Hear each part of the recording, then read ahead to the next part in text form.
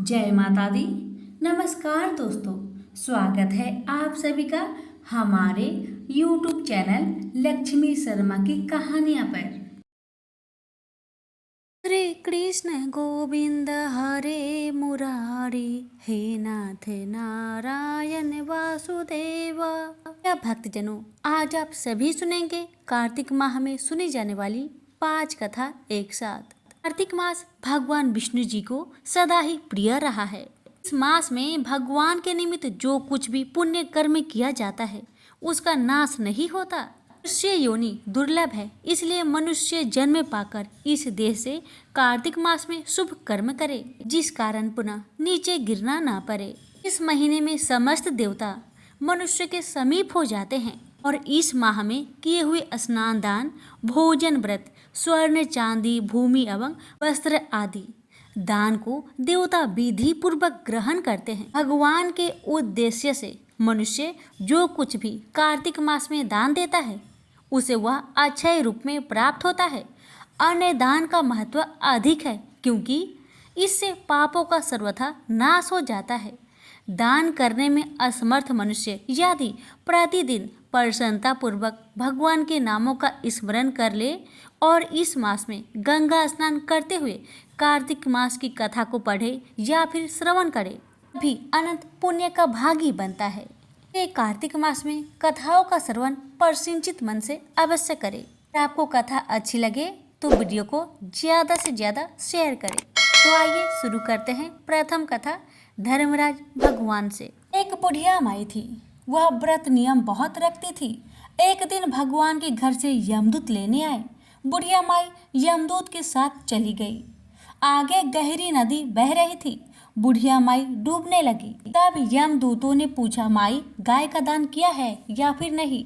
बुढ़िया माई ने मन में गाय माता का ध्यान किया तो गाय माता उनके समक्ष उपस्थित हो गई। तब बुढ़िया माई गाय की पूंछ पकड़कर नदी को पार कर गई। अब कुछ दूर आगे गई तो काले कुत्ते खाने को दौड़े। तब यमदूतों ने पूछा, बुढ़िया माई कुत्ते को रोटी खिलाई है या फिर नहीं? बुढ़िया माई ने मन में कुत्तों का ध्यान किया तो कुत्ते रास्ते से चले गए। कुछ दूर आगे चली तो काले कौवे बूढ़ी माई को चोंच मारने लगे। तब यमदूतों ने कहा, बुढ़िया माई तुमने ब्राह्मण की बेटी के सिर में तेल लगाया है या फिर नहीं? तब बुढ़िया माई ने ब्राह्मण की बेटी को याद किया तो कौवे चोंच मारना छोड़ दिए। उधर से आगे निकली तो बुढ़िया माई की पैरों में कांटे चुभने लगे। यमदूतों ने पूछा, बुढ़िया माई तुमने चप्पल खराव आदि दान किया है? तब बुढ़िया माई ने चप्पल खराव आदि को याद किया तो बुढ़िया माई की पैरों में खराव आ गई। कुछ दूर आगे चली तो चित्रगुप्त जी ने यमदूतों से पूछा, आप किसको ले आए हो? तब यमदूतों ने कहा, बुढ़िया माई ने बहुत दान पुण्य किए हैं, लेकिन धर्मराज जी का कुछ नहीं किया, इसलिए आगे के द्वार बंद है इसके लिए। तब बुढ़िया माई ने विनती की कि मुझे 7 दिनों के लिए धरती पर जाने दीजिए। इन 7 दिनों में मैं धर्मराज जी की कहानी सुनकर उद्यापन कर वापस आ जाऊंगी। धर्मराज जी ने उसके प्राण लौटा दिए। धरती पर बुढ़िया माई के शरीर में जान वापस आ गई। सभी लोग बुढ़िया माई को जीवित देखकर भूतनी भूतनी चिल्लाकर भागने लगे। अब तो बुढ़िया माई अपने घर को आई। बेटी बहू भी उसे देखकर डर गए। तो बुढ़िया माई ने कहा, बेटा बहू मैं भूतनी नहीं हूँ, मैं तो धर्मराज के कहे अनुसार धरती पर वापस आई हूँ। ठीक 7 दिनों के बाद मैं फिर धर्मराज जी के द्वार में चली जाऊंगी। मैं यहाँ पर प्रत्येक दिन धर्मराज जी का पूजन, कथा, कहानी कहकर उद्यापन करके वापस परलोक में चली जाऊंगी। यह सुनकर बेटे बहू ने पूजा की सामग्री ला दी, लेकिन जब बुढ़िया माई कहानी कह दी तो कोई हुक्कारा नहीं भरता। तब बुढ़िया माई पड़ोसन के पास गई। पड़ोसन ने कहानी सुनी और हुक्कारा भरा।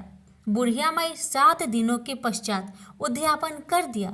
7वें दिन धर्मराज जी ने बूढ़ी माई के लिए स्वर्ग से विमान भेजा। विमान देखकर सभी गांव वालों ने स्वर्ग जाने के लिए कहा। तब बुढ़िया माई ने कहा, मेरी कहानी तो केवल पड़ोसन ने सुनी है। यह सुनकर सभी गांव वाले ने बुढ़िया माई के पांव पकड़ लिए और धर्मराज जी की कहानी सुनाने को कहा। बुढ़िया माई ने कहानी सुनाने के बाद सभी गांव वासी के साथ विमान में बैठकर स्वर्ग पहुंच गई। सभी गांववासी को देखकर धर्मराज जी ने कहा, मैंने तो केवल बुढ़िया माई के लिए विमान भेजा था। तब बुढ़िया माई ने कहा, मेरी कहानी इन सब ने सुनी है, इसलिए मेरा आधा पुण्य इनको दे दो और स्वर्ग में वास भी दे दो। तब धर्मराज जी ने सभी गांववासियों को स्वर्ग में वास दे दिया। तो हे धर्मराज जी, जैसे बुढ़िया माई को स्वर्ग दिया वैसे सबको देना। कहानी सुनने वाले को, कहने वाले को, कहते सुनते हुक्कारा भरने वाले सभी को देना। प्रेम से बोलिए धर्मराज भगवान की जय। एक नगर में एक गरीब ब्राह्मण अपनी पत्नी के साथ रहता था। वह भिक्षा मांग मांग कर अपना जीवन गुजारता और भगवान की पूजा में लगा रहता था। वह उतने ही भिक्षा मांगता जिससे उसके और उसके परिवार का पेट भर सके। उस नगर का राजा बहुत धनवान था और ब्राह्मणों का आदर करने वाला था। राजा किसी भी ब्राह्मण को अपने महल से खाली हाथ नहीं जाने देते थे। दूर दूर से ब्राह्मण राजा के पास आते और मुंह मांगा दान लेकर आशीर्वाद देते हुए वापस चले जाते थे। एक दिन ब्राह्मण की पत्नी ने ब्राह्मण से कहा कि दूर दूर के ब्राह्मण राजा से मनचाहा दान लेकर चले आते हैं और तुम भी यहाँ रहकर राजा के पास नहीं जाते।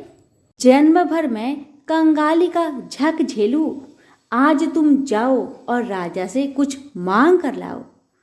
ब्राह्मण ने पत्नी को समझाते हुए कहा, तू तो बावड़ी है, हमें धन की क्या जरूरत, हमें इतना तो मिल ही जाता है जिससे हम अपना पेट भर सके।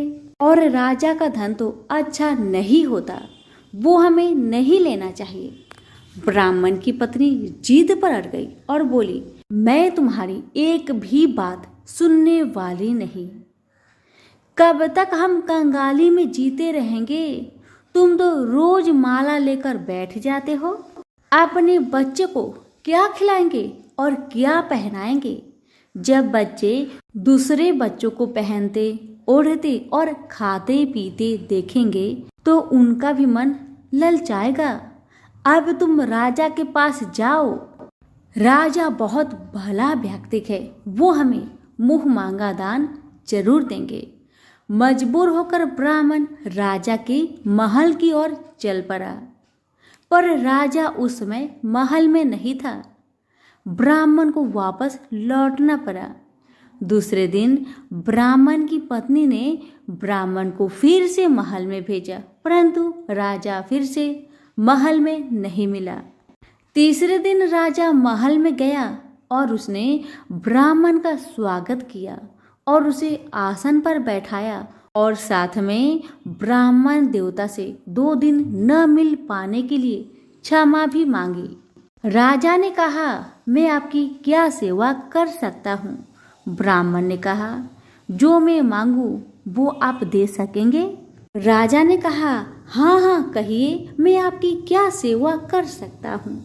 ब्राह्मण ने निवेदन किया, महाराज मैं कुछ और नहीं चाहता, बस आप मुझे अपने पसीने की कमाई से 4 पैसे दान में दे दीजिए। ब्राह्मण की बात सुन राजा बहुत हैरान हो गए और मन ही मन सोचने लगे कि मेरे महल में कितने सारे धन पड़े हैं, पर मेरी मेहनत की एक कौड़ी भी नहीं है। राजा ने ब्राह्मण से कहा, आप मुझे 1 दिन का समय दे, मैं कल आपको आपका मुंह मांगा दान दूंगा। ब्राह्मण महल से अपने घर को खाली हाथ ही लौट आए। ब्राह्मण को खाली हाथ आता देख पत्नी बोली, क्या हुआ, राजा ने कुछ दिया नहीं? ब्राह्मण बोला, राजा ने कल देने के लिए कहा है। ब्राह्मण की पत्नी सोचने लगी, शायद इन्होंने बहुत सारा धन मांगा होगा और राजा को इसकी व्यवस्था करने में समय लग रहा होगा, इसलिए कल बुलाया है। दूसरी ओर राजा ने अपने राजसी कपड़े बदलकर फटे पुराने कपड़े पहने और मजदूर जैसा भेष बना लिया।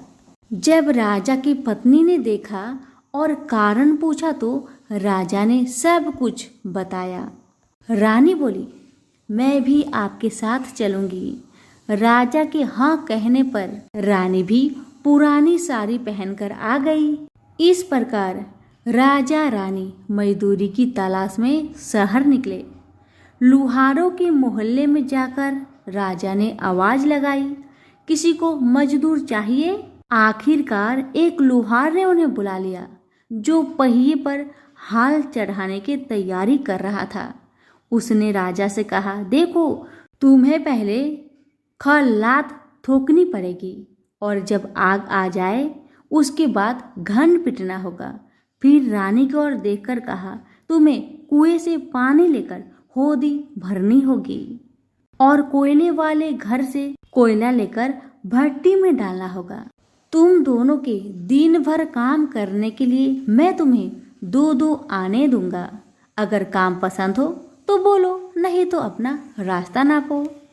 राजा रानी लोहार के बताए काम को करने लगे। राजा खलात ठोकने लगा, पर उसे काम ठीक से नहीं हो पा रहा था। लोहार नाराज होकर राजा को ठीक से काम करने के लिए कहता है। राजा जैसे तैसे अपना काम करने लगा। रानी भी कुएं से पानी भरकर लाने लगी। रानी के हाथ में फफोले पड़ गए। किसी तरह बड़ी कठिनाइयों से उसने पानी का हौज भरा। उसके बाद रानी कोयला लाकर भट्टी में डालने लगी। कोयला भरने के कारण रानी के गोरे गोरे हाथ और कपड़े काले पड़ गए। भट्टी में आग आने पर लुहार ने पात भट्टी में से निकालकर पहियों पर जमाई और एक घन अपने हाथ में लेकर और एक राजा के हाथ में देकर कहा, देखो, बारी बारी से घन इस पर पटकना, हाथ इधर उधर ना होने पाए। राजा जोर जोर से घन पटकने लगा, लेकिन उसका निशाना ठीक नहीं बैठता था। कभी घन हाल पर गिरता तो कभी पहिए पर। मजदूरों का ऐसा काम देखकर लुहारिन बरबराती हुई आई और लोहार से कहने लगी, तुमने कहाँ से यह नौसिखिए मजदूर काम पर लगाए हैं? इनसे काम तो होगा नहीं। यह मजदूर तुम्हारा सब काम बिगाड़ देंगे। राजा रानी उन दोनों की फटाकर सुनते सुनते अपना काम मन लगाकर करते रहे। घन पटकते पटकते राजा का शरीर पसीना से तर तर हो गया और जोर शोर से सांस चलने लगी। रानी भी पानी भरते भरते और कोयला झोंकते झोंकते थक कर चूर हो गई। दोनों ने पूरे दिन बहुत मेहनत की। लुहार ने राजा रानी को 2-2 पैसे दिए, जिसे वो बड़ी खुशी खुशी लेकर महल आ गए। आज उन्हें पता चला कि मेहनत की कमाई कैसी होती है। राजा ने 4 पैसे अलग रख दिए और अगले दिन ब्राह्मण को बुलाकर उसे दे दिए। ब्राह्मण राजा को आशीर्वाद देकर घर लौटा और ब्राह्मणी से कहा, लो, मैं राजा के यहाँ से दक्षिणा ले आया हूँ। ब्राह्मणी खुश होकर दौड़ती हुई आई, पर जब उसने 4 पैसे देखे तो वह ठिठक कर रह गई और उन्हें दूर फेंक दिया। वो जल भूनकर ब्राह्मण से बोली, तुम जैसे दरिद्र राजा के यहाँ भी जाकर कुछ नहीं मांगा, शर्म भी नहीं आती। इतना कहकर रूठ कर चली गई और बहुत देर तक बरबराती रही। ब्राह्मण ने उन 4 पैसों को उठाकर तुलसी के पास रख दिए और सोचा, जब ब्राह्मणी शांत हो जाएगी तो जरूरत पड़ने पर ये सिक्के को उठा लेगी। परंतु कई दिनों तक पैसे वहीं रखे रहे और फूल बेलपत्र ऊपर से गिर गिर कर मिट्टी में दब गए। ब्राह्मण और ब्राह्मणी दोनों ही उन सिक्कों के बारे में भूल गए। कुछ दिनों के बाद तुलसी जी के घर में 4 पौधे उगे। चारों पौधे बहुत सुंदर थे। यह देख ब्राह्मणी रोज उसमें पानी डाल देती। 4 महीने बाद वो पौधे बड़े हो गए और उनमें फूल लगने लगे। फूल सूखने पर इनसे मोती झरने लगी। ब्राह्मण और ब्राह्मणी ने कभी मोती नहीं देखे थे। वो समझे कि कोई बीज है। हर रोज कई कई फूल झरते और मोती पूरे तुलसी पर बिखर जाते। ब्राह्मणी उन मोतियों को समेट कर घर के एक कोने में डाल देती। इस तरह वहां मोतियों का ढेर लग गया था। एक दिन एक सब्जी वाली आई। ब्राह्मणी को सब्जी लेनी थी, पर उसके पास पैसे नहीं थे। उसने सब्जी वाली से कहा, क्या तुम इन चमकदार बीजों के बदले सब्जी दे सकती हो? सब्जी वाली ने देखा तो वो पहचान गई, अरे ये तो मोती है। उसने खुशी खुशी ब्राह्मणी को उन मोतियों के बदले उनकी मनपसंद सब्जी दे दी। अब से हर रोज ऐसा होने लगा। ब्राह्मणी और सब्जी वाली दोनों खुश थे। सब्जी वाली यह सोचकर खुश थी कि मुझे एक पैसे की तरकारी के बदले हजारों का माल मिलता है, और ब्राह्मणी ये सोचकर खुश थी कि इस बीजों के बदले सब्जी मिल जाती है। इस प्रकार कई महीने बीत गए। उधर राजा के महल में कई राजहंस थे जो मोती चुगते थे। राजा का यह नियम था, जब राजहंस मोती चुग लेते थे उसके बाद ही राजा और उसका परिवार भोजन करता था। एक समय बाद राजा का सारा धन उन मोतियों और दान देने में खर्च हो गया। अब राजा को मोती खरीदने के पैसे तक नहीं बचे। यह खबर पूरे नगर में फैल गई। ब्राह्मण और ब्राह्मणी को जब यह पता चला तो उन्होंने यही विचार किया कि राजा बहुत दानी और नेक दिल है।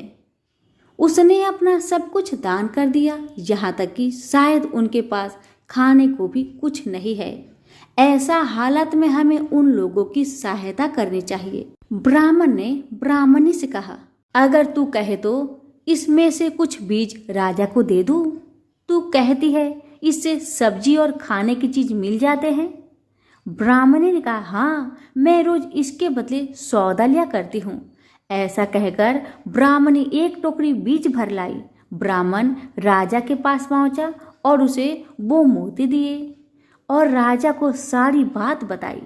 राजा उन मोतियों को देखकर चौंक गया। उसने मोती राजहंस को दिए। राजहंस उन्हें चुगने लगे। यह देख राजा ने ब्राह्मण से कहा, एक एक मोती सैकड़ों रुपए का है। सच बताए, आपके पास इतने मोती कहाँ से आए?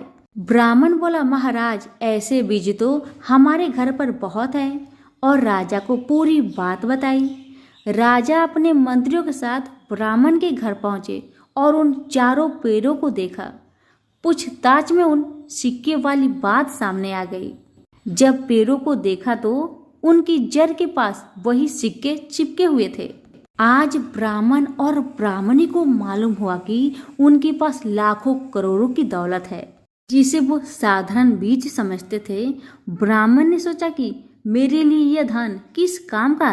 ऐसा सोच ब्राह्मण ने सारे मोती राजा को दान में दे दिए। राजा की आंखें भी खुल गई। मेहनत के धन की कीमत उन्हें मालूम पड़ गई। उस दिन राजा ने प्रण कर लिया कि मैं खजाने के पैसे से एक भी पैसा अपने खर्च में नहीं लगाऊंगा। अपना खर्च मेहनत करके चलाऊंगा। खजाने और ब्राह्मण के दान से राजा ने जनता का हित में कई धर्म कर्म के काम शुरू कर दिए। हे तुलसी माता, जैसे आपने ब्राह्मण परिवार पे अपनी कृपा बरसाई, वैसे ही आपकी कथा कहने वाले, सुनने वाले, हुक्कारे भरने वालों पर अपनी कृपा सदा बनाए रखे। तो प्रेम से बोलिए, तुलसी मैया की जय हो। समुद्र मंथन के समय जब लक्ष्मी जी प्रकट हुई, कौस्तुभ मणि और लक्ष्मी जी विष्णु जी को मिले। जब विष्णु जी लक्ष्मी जी को अपनी पत्नी के रूप में स्वीकार करने लगे, तब लक्ष्मी जी ने कहा, मेरी एक बड़ी बहन और लक्ष्मी भी है, और सनातन धर्म में कहा गया है कि पहले बड़ी बहन का विवाह होने के बाद ही छोटी बहन का विवाह होता है। आप पहले मेरी बड़ी बहन और लक्ष्मी का विवाह संपन्न कराए। तब एक उद्दालक नामक तपस्वी से विष्णु जी ने और लक्ष्मी का विवाह कर दिया। और लक्ष्मी के लाल नेत्र, दुर्बल शरीर, रूखे बाल थे, किंतु विष्णु जी के वाक्य के अनुसार उद्दालक ने उनसे विवाह किया और उन्हें अपने आश्रम ले गए। आश्रम में हवन सामग्री, वेद मंत्र, इन सब के होने के कारण लक्ष्मी को बहुत परेशानी हुई। उसने कहा, यह स्थान मेरे रहने योग्य नहीं है, जहाँ यज्ञदान आदि अतिथियों का सत्कार और पति पत्नी प्रेम से रहे, मैं वहाँ नहीं रह सकती। जहाँ दिन रात लड़ाई झगड़े हो, अतिथियों का सत्कार ना होता हो, मुझे ऐसा स्थान प्रिय है। तो उद्धालक और लक्ष्मी के साथ उनके लिए निवास स्थान ढूंढने के लिए निकले और उसको एक पीपल के वृक्ष के नीचे बैठा दिया। कहा कि जब तक मैं वापस ना लौटूं तब तक तुम यहीं पर रहना। जैसे ही कुछ समय बीत गया, लक्ष्मी वहीं बैठी रही, किंतु उद्धालक वापस नहीं आए। लक्ष्मी ने विलाप करना शुरू किया और उसका विलाप सुनकर लक्ष्मी जी ने विष्णु जी से कहा कि मेरी बहन किसी परेशानी में है, उसके रुदन की आवाज आ रही है। तब विष्णु जी और लक्ष्मी जी लक्ष्मी के पास आए और विष्णु जी ने लक्ष्मी को कहा कि पीपल का वृक्ष भी मेरा ही रूप है, तुम इसी वृक्ष पर निवास करो। अब जो तुम्हारी नित्य पूजा करेगा, तुम उनकी सब मनोकामना को पूर्ण करो। तभी से लक्ष्मी का निवास स्थान पीपल के वृक्ष पर है। विष्णु जी का स्वरूप होने के कारण और लक्ष्मी जी की बड़ी बहन का निवास स्थल होने के कारण पीपल का वृक्ष हमारे लिए पूजनीय है। प्रेम से बोलिए लक्ष्मी नारायण की जय हो। अहोई अष्टमी की व्रत कथा। एक साहूकार था जिसके 7 बेटे, बहुएं और एक बेटी थी। कार्तिक के महीने में दिवाली से पहले अष्टमी को अपने मकान की लिपाई पुताई करने के लिए 7 बहुएं अपनी एकलौती ननद के साथ जंगल में जाकर मिट्टी खोदने लगी। वहां पर स्याहू की माद थी। मिट्टी खोदते समय ननद के हाथ से कुदाली स्याहू के बच्चे को लग गई और वह तुरंत मर गई। इससे स्याहू माता बहुत नाराज हो गई और बोली कि मैं तेरी कोख बांधूंगी। ननद अपनी 7 भाभियां से बोली कि तुम में से कोई अपनी कोख बंधवा लो। तब 6 भाभियों ने अपनी कोख बंधवाने से इनकार कर दिया, परंतु छोटी भाभी सोचने लगी कि यदि मैंने भी अपनी कोख नहीं बंधवाई तो सासू जी नाराज होगी। यह सोचकर ननद के बदले में छोटी बहू ने अपनी कोख बंधवा ली। इसके बाद छोटी बहू के जो बच्चा होता वह 7 दिन का होकर मर जाता। एक दिन उसने पंडित जी को बुलाकर पूछा कि मेरी संतान 7वें दिन मर जाती है, इसके लिए मैं क्या करूं? तब पंडित ने कहा कि तुम सुरभि गाय की सेवा करो। सुरभि गाय स्याहू माता की भाईली है, वह तेरी कोख खुलवा देगी, तभी तेरा बच्चा जिएगा। अब वह बहुत जल्दी उठकर चुपचाप सुरभि गाय के नीचे साफ सफाई कर आती। गाय एक पैर से लंगड़ी थी। गौ माता बोली कि हर रोज उठकर कौन मेरी सेवा कर रहा है, मैं आज देखूंगी। गौ माता खूब सवेरे उठी तो क्या देखती है कि साहूकार की बेटे की बहू उसके नीचे साफ सफाई कर रही है। गौ माता बोली बहू से, बहू तुम क्या मांगते हो? साहूकार की बहू बोली कि स्याहू माता तुम्हारी भाईली है और उसने मेरी कोख को बांध रखी है, मेरी कोख खुलवा दो। गौ माता ने कहा अच्छा। गौ माता साहूकार की बहू को अपने भाईली के पास लेकर चली। रास्ते में कड़ी धूप थी। वे दोनों एक पेड़ के नीचे बैठ गए। थोड़ी देर में एक सांप आया। उसी पेड़ पर गरुड़ पंखनी के बच्चे को डसने लगा। साहूकार की बहू ने सांप ढाल के नीचे दबा दिया और बच्चे को बचा लिया। थोड़ी देर में गरुड़ पंखनी आई तो वहां खून देखकर साहूकार की बहू को चोंच मारने लगी। साहूकार की बहू ने कहा मैंने तेरे बच्चे को नहीं मारा, बल्कि सांप तेरे बच्चे को मारने आया था। मैंने तो सांप से तेरे बच्चे की रक्षा की है। यह सुनकर गरुड़ पंखनी बोली मांग, तू क्या मांगती है? वह बोली 7 समुंदर पार स्याहू माता रहती है, हमें तुम उसके पास पहुंचा दो।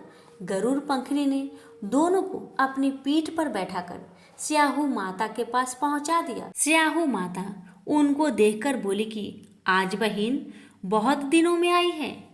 बातें करते समय स्याहू माता ने बीच में कहा कि बहन मेरे सिर में जुए पड़ गए हैं। भी गाय के कहने पर साहूकार की बहू ने उसके सिर की सारी जुएं निकाल दी। इस पर स्याहू माता ने प्रसन्न होकर कहा कि तूने मेरे सिर में बहुत सलाई फेरी है, इसलिए तेरे 7 बेटे और 7 बहू होंगे। वह बोली कि मेरे तो एक भी बेटा नहीं है। 7 बेटे कहाँ से होंगे? स्याहू माता बोली, वचन दिया है, वचन से फिरो तो धाबी की कुंड पर कंकरी हो। साहूकार की बहू बोली कि मेरी कोख तो तुम्हारे पास बंद पड़ी है। यह सुन स्याहू माता बोली कि तूने तो मुझे ठग लिया। मैं तो तेरी कोख खोलने वाली नहीं थी, पर अब खोलनी पड़ेगी। जा, तेरे घर पर तुझे 7 बेटे बहुए मिलेंगे। तू जाकर 7 उद्धापन करना, 7 अहोई बनाकर 7 कराही करियो। वह लौटकर घर आई, देखा कि 7 बेटे बहू बैठे हैं। उसने 7 अहोई बनाई, 7 उद्यापन किए, 7 कराही भरी। शाम के समय जेठानियाँ आपस में कहने लगी कि जल्दी जल्दी धोक पूजा कर लो, कहीं छोटी बच्चों को याद करके रोने लगेगी। थोड़ी देर में उन्होंने अपने बच्चों से कहा, अपनी चाची के घर जाकर देख कर आओ कि आज वह अभी तक रोई क्यों नहीं। बच्चे ने आकर कहा कि चाची तो अहोई बना रही है, खूब उद्यापन हो रहा है। यह सुनते ही जेठानियाँ दौड़ी दौड़ी वहाँ आई और आकर कहने लगी कि तूने कोख कैसे खुलवाई। उसने कहा, तुमने तो कोख बंधवाया ही नहीं था, सो मैंने कोख बंधवा लिया, परंतु अब स्याहू माता ने दया करके मेरी कोख खोल दी है। हे स्याहू माता, जैसे साहूकार की बेटे की बहू की कोख खोली, वैसे ही हमारी और सब परिवार की बहुओं की कोख खोलती जाना। अपने कहने वाले, सुनने वाले, पुकार भरने वाले सभी पर अपनी कृपा सदा बनाए रखना। प्रेम से बोलिए अहोई माता की जय, स्याहू माता की जय। एक बार की बात है, एक संत गणेश जी के बहुत बड़े भक्त थे। वह प्रेम भरे हृदय से पूरे दिन गणेश जी की सेवा में लगे रहते थे। प्रातःकाल उन्हें बड़े प्रेम से उठाना, स्नान आदि करवाकर वह उन्हें अत्यंत प्रेम के साथ अपने हाथों से भोग लगाते और उसके बाद वह उनके भजन कीर्तन में लीन हो जाते थे और रात्रि में भक्ति और प्रेम से परिपूर्ण हो वह उनको सुलाकर स्वयं सोते थे। यह कार्य उनकी दिनचर्या बन गया था। ऐसा प्रतिदिन करते करते उनका समय कब व्यतीत हो जाता था, उन्हें स्वयं भी इस बात की ज्ञात नहीं थी। वह जहाँ भी जाते वह गणेश जी को अपने संग ले जाते। हर क्षण उन्हें सिर्फ गणेश जी का ध्यान रहता। वह सिर्फ उनकी ही बात किया करते और गणेश जी भी उन संत की सेवा भाव से अति प्रसन्न रहते थे। वो कहते हैं न कि भगवान को सिर्फ भक्त का प्रेम भरा हृदय चाहिए और कुछ भी नहीं। यह बात इस कहानी से सिद्ध हो जाती है कि भगवान को सिर्फ प्रेम और भक्ति की शक्ति से ही बस में किया जा सकता है। एक बार वह संत कुछ अन्य संतों के साथ ट्रेन की यात्रा कर रहे थे। वह संत अपने साथ गणेश जी को भी अपनी यात्रा में ले आए और अपनी साथ वाली सीट पर उन्हें विराजमान कर उनको प्रणाम किया। अब उन संत ने अन्य संतों के साथ मिलकर प्रभु की भक्ति में ओल प्रेत होकर प्रभु का भजन कीर्तन आरंभ कर दिए। गणेश भजन और कीर्तन की समाप्ति के पश्चात वह सभी संत प्रभु भक्ति की चर्चा में लीन हो गए और कब उनकी मंजिल आ गई उन्हें पता भी नहीं चला। सभी संत एक साथ ट्रेन से नीचे उतरकर स्टेशन से बाहर आ गए और आश्रम पहुंच गए। आश्रम में पहुंचकर जब उन संत का भोजन का समय हुआ तो उन संत ने सोचा कि गणेश जी के भोग का समय भी हो चुका होगा। बिना गणेश जी को भोग लगाए मैं भोजन कैसे ग्रहण कर सकता हूँ? और गणेश जी को भोग लगाने के लिए भोग की तैयारी करने लगे। किंतु यह क्या, जब वह संत भोग लगाने के लिए गणेश जी को अपने बक्से में से निकालने लगे तो गणेश जी तो वहां पर विराजमान थे ही नहीं।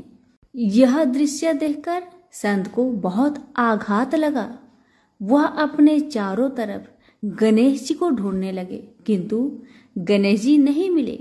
वह संत निराश हो गए। अब उन्होंने अपनी व्यवस्था अन्य संतों से ही कही, तो सभी संत मिलकर पूरे आश्रम में गणेश जी को ढूंढने लगे, किंतु गणेश जी कहीं नहीं मिले। अब वह संत और ज्यादा निराश होने लगे। वह सोचने लगे कि बिना गणेश जी की मैं क्या करूंगा। यह बात सोचते सोचते उनके नेत्रों से अश्रु की धारा बहने लगी। यह देख अन्य संत उन सज्जन संत को समझाने लगे कि कोई बात नहीं, यदि आपके गणेश जी नहीं मिल रहे हैं तो हम आपको दूसरा गणेश जी लाकर दे देंगे, किंतु आप अपना मन हल्का मत करिए। किंतु वह संत नहीं माने। वह लगातार रोए जा रहे थे और यही कह रहे थे कि मुझे तो अपनी वही गणेश जी चाहिए जिनसे मैं रोज प्यार दुलार करता था। उनके अलावा अन्य कोई नहीं चाहिए। उन्होंने अन्न और जल भी ग्रहण नहीं किया। ऐसा करते करते 4-5 घंटे बीत गए। इधर गणेश जी कहीं नहीं मिल रहे थे और उधर संत जी की तबीयत रो रो कर खराब होती जा रही थी। फिर अचानक एकाएक उन्हें याद आया कि आखिरी बार उन्होंने गणेश जी को ट्रेन में बैठाया था और प्रभु भक्ति की चर्चा में लीन हो वो कब बगैर गणेश जी को लिए आश्रम पहुंच गए, उन्हें पता ही नहीं चला। यह बात सुनते ही समस्त संतों ने उस सज्जन संत से कहा कि अब तो 4-5 घंटे बीत गए, वह ट्रेन बहुत दूर चली गई होगी। यह बात सुनकर सज्जन संत ने अन्य सभी संतों से कहा कि मुझसे गलती हो गई कि मैं बगैर अपने गणेश जी को लिए ट्रेन से उतरकर आश्रम पहुंच आया, किंतु मेरे गणेश जी मुझे छोड़कर कहीं नहीं जाएंगे। मुझे पूर्ण विश्वास है कि गणेश जी मेरी वहीं पर प्रतीक्षा कर रहे होंगे। एक भक्त का अपने प्रभु के प्रति ऐसा आत्मविश्वास देखकर वहां उपस्थित सभी संत उन सज्जन संत को साथ लेकर स्टेशन की ओर चल दिए। स्टेशन पहुंचकर संतों ने स्टेशन मास्टर को अपनी सारी कहानी सुनाई। यह बात सुनकर स्टेशन मास्टर ने संतों से कहा कि एक ट्रेन पिछले 4-5 घंटे से स्टेशन पर ही खड़ी है। हम सभी बहुत परेशान हैं कि बिना किसी तकनीकी समस्या के वह ट्रेन आगे क्यों नहीं बढ़ रही है। स्टेशन मास्टर की इन बातों को सुनकर संतों को समझने में तनिक भी देर ना लगी कि यह सब तो उस लीलाधर की है। ये तो गणेश महाराज की ही लीला है। और वह मुस्कुराते हुए अपने ठाकुर को लेने चल दिए। ट्रेन की बोगी में पहुंचकर जब उन संत ने ठाकुर जी को देखा तो ऐसा लगा मानो जैसे वह एक बच्चे की भांति बैठकर अपने पिता का इंतजार कर रहा हो कि कब उसके पिता आएंगे और उसे ले जाएंगे। तब उन संतों ने गणेश जी को प्रणाम कर और क्षमा याचना करते हुए गणेश जी को ट्रेन से नीचे उतार ले गए। अंत में यह दृश्य देखकर सभी हैरान रह गए। जब वह संत अपने गणेश जी को लेकर जैसे ही ट्रेन से नीचे उतरे वैसे ही वह ट्रेन भी चल दी, जो बिना किसी तकनीकी समस्या के स्टेशन पर पिछले 4-5 घंटे से खड़ी थी। वहां खड़े सभी स्वजन पुरुषों ने भक्ति की शक्ति का यह दृश्य देखकर सभी ने गणेश जी के चरणों में सत सत प्रणाम किया और आश्रम की ओर चल दिए। सभी प्रेम से बोले, गणेश महाराज की जय हो।